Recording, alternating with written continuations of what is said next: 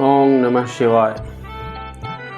शीस पे गंगा है, कंठ भुजंगा है, कोटि अनंग लजावन वाले। हाथ त्रिशूल है, नाशक शूल, वही डमरू के बजावन वाले। मृग छाल सुशोभित है कटी पे, और भक्त की लाज बचावन वाले। शंकर की महिमा है अपार, ये दानी बड़े हैं बड़े भोले भाले। भगवान भोलेनाथ ही हनुमान जी थे। कैलाश पर्वत पर रावण आता जाता रहता था भोलेनाथ से मिलने, और जब भी रावण वहाँ जाता था तो नंदी जी को परेशान करता था। एक दिन इसी तरह रावण कैलाश पर्वत पर पहुँचता है और नंदी को परेशान कर रहा होता है।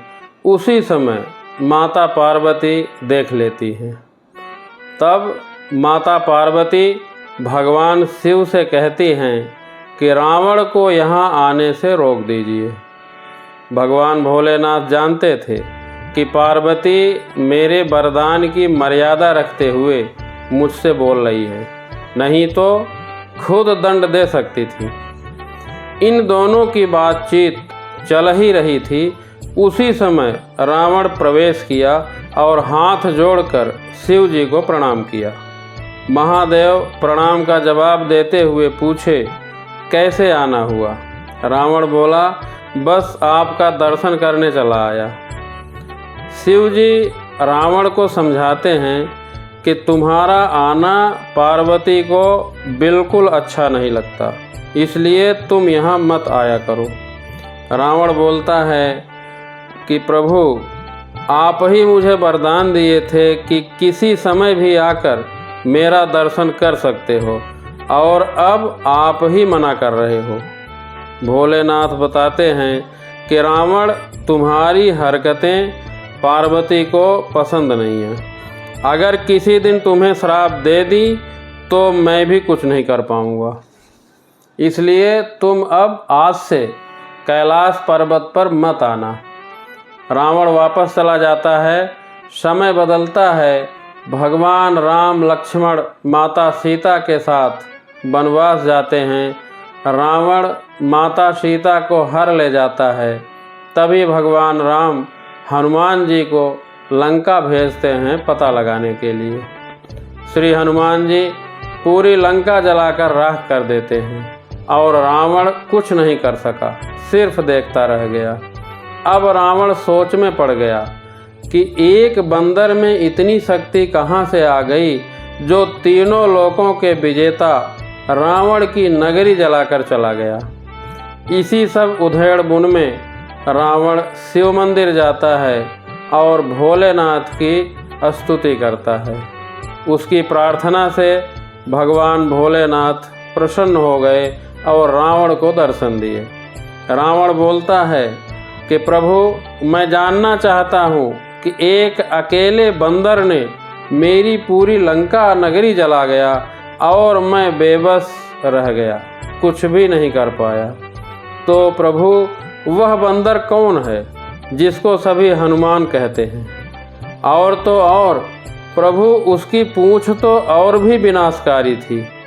तो प्रभु कृपया मुझे बताएं कि यह हनुमान कौन है। भगवान भोलेनाथ मुस्कुराते हैं और बोलते हैं, रावण, यह हनुमान और कोई नहीं, मेरा ही रुद्रावतार है।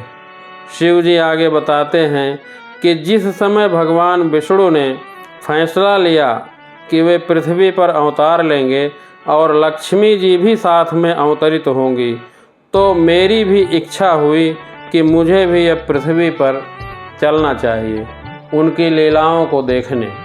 उस समय मैं अपना फैसला पार्वती को सुनाया तो वे हठ कर ली कि मैं भी साथ चलूँगी।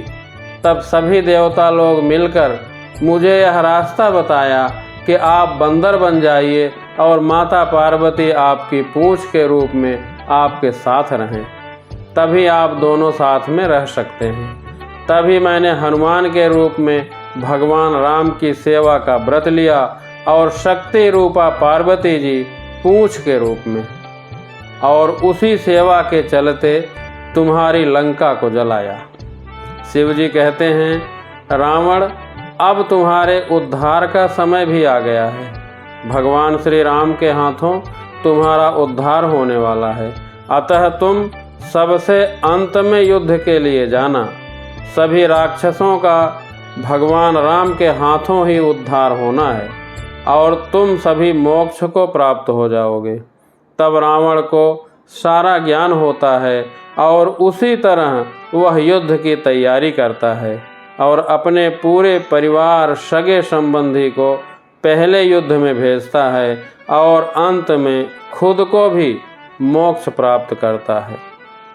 ओम नमः शिवाय।